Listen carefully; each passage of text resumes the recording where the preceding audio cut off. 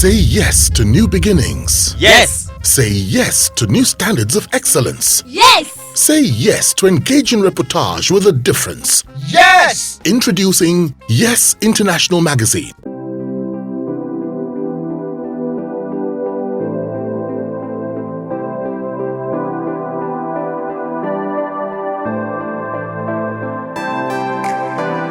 The ideas, the things that you write about, how do you get the inspiration? How does the idea come about? Or how do you come about the ideas? Things that you normally will put out there. How do you come about them? You mean in the column? Yeah, basically things that are going on in society. I mean, it depends on. Sometimes, I'm just inspired. Do some things maybe from what I've heard, what I read in the newspapers. Most of the time, I focus on current issues, things that are maybe events that have happened in the past 1 week that I have read in the newspapers.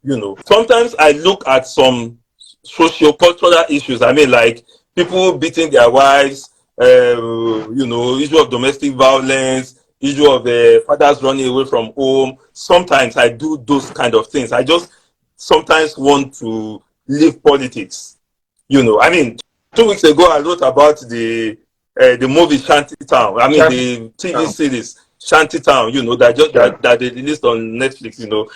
Last week I wrote about the lady of the naked polytechnic lady and all. So sometimes I leave politics, but a lot of times I get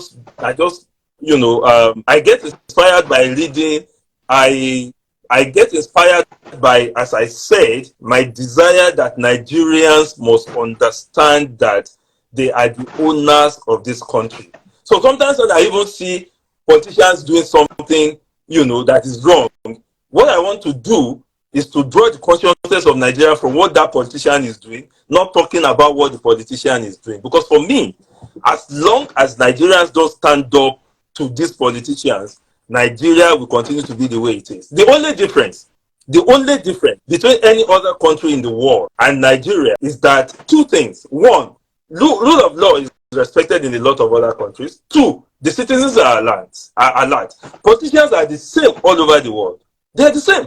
Criminally minded, self-centered, not interested in the people. But in a lot of other societies, politicians know that once they try this thing, they will run into trouble with their people. It is the fact that the Nigerians are not standing up to their leaders. People will say, because I love Buhari, and Buhari will finish the country, and they will still be supporting him. I love Atiku, because it's just messed up. So the people inspire me. The need for us to get the people to understand their country inspire me a lot of times. Now you had a taste of government and governance at some point. Some of these things that you're putting out there, how much of them were you able to change while you were there? Yes, I know you didn't go there as an elected officer or official, but how many of those things were you able to change while you were there? Okay, as you said, I wasn't in any I wasn't in any elective position. So I was not in a position to change anything. But I saw a lot of things, and I promise you that some of the things that I saw shaped my perspective about governance in Nigeria. In fact, a lot of times when I see even commentators talk about Nigeria, I just laugh. Because having been there for a couple of years, I understand the way these things work. And the fact that, I left in 2011 when my principals left government. But I could have stayed back. But I said to myself that it wasn't my life. There was no way I could stay in that, I could survive in that environment. It's not for me. The contribution I can make to the development of Nigeria is what I am doing now. And I'm really happy doing it. But as it concerns politics, I couldn't change anything because I had no power to change anything. I was just a boy, So, yes, but I saw things. And I knew that Nigeria cannot continue to go this way. People must really understand that their own interest can only be protected by the people themselves, not those politicians. It was from that short experience, that I had that I got this insight. Now, what would you say was the greatest lesson that you learned while in government? I learned that politicians are just politicians.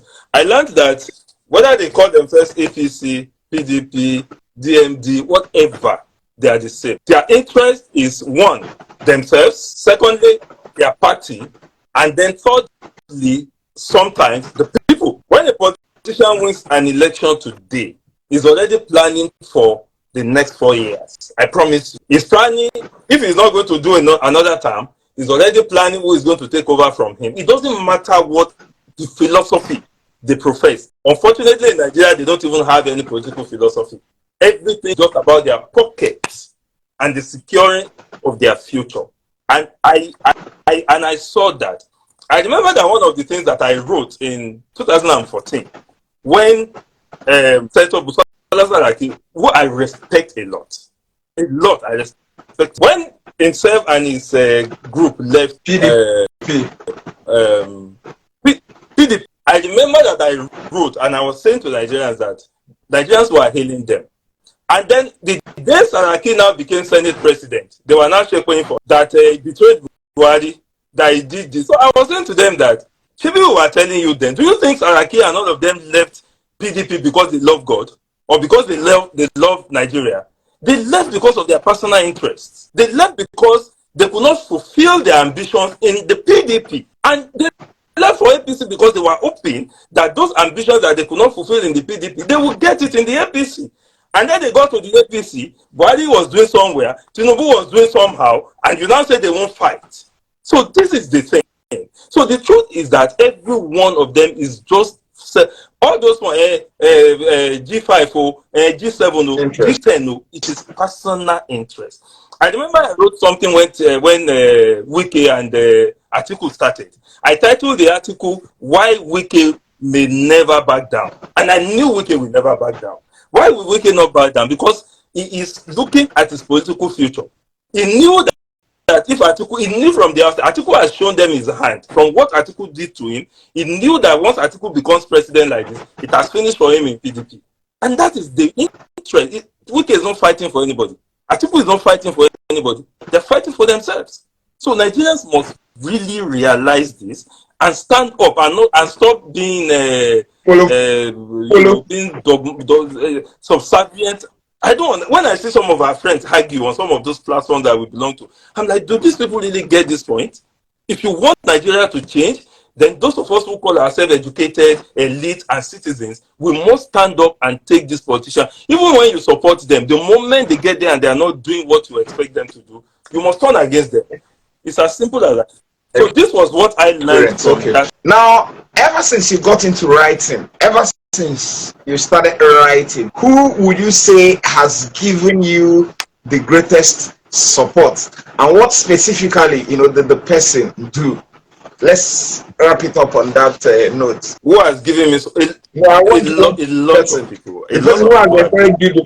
Okay, let me say two people actually. They are the same, one and the same. Waziri Adio and Simon Kodawole. I said Waziri Adio and Simon Kodawole, both of them, because they are friends, have been of tremendous support. In terms of, I'll give you an example. Look at the book I did on the biography of the Chief of Army Staff. I mean, I was sitting there in my house when that project came to me, and it was these two guys, and I mean, they just called me and said, Simon just called me and said, oh, okay, this and this, and that was how, I did that project. And it's been, the project itself, doing that book itself has been a lot, has opened a lot of doors, and stuff. So I think I must, but as I said, there are so many other people whose name I probably shouldn't even mention. Thank you so very much.